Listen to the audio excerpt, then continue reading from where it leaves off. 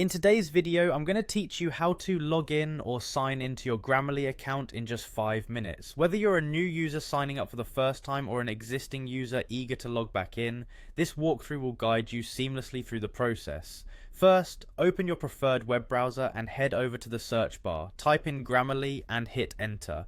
This will bring up a list of search results, but focus your attention on the official Grammarly website, which is usually one of the top results. Once you spot it, go ahead and click on that link. Upon reaching the Grammarly homepage, you'll notice a prominent button typically labelled Get Grammarly.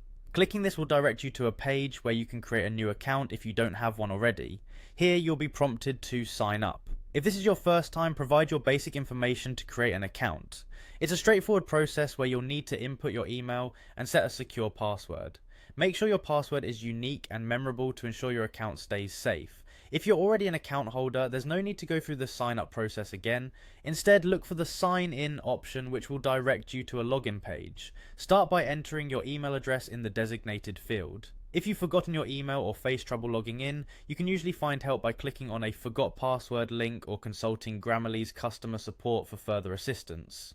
Once you've entered your email, click on the Continue button. This may prompt additional sign-in options, particularly if you'd like to use a social media account. For instance, you might see an option to continue with Google.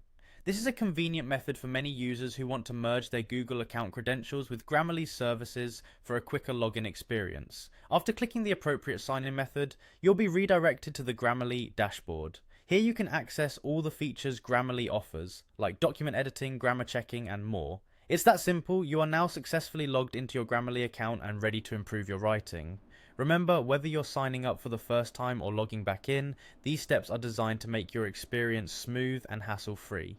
Now that you're logged in, feel free to explore and take advantage of all the tools Grammarly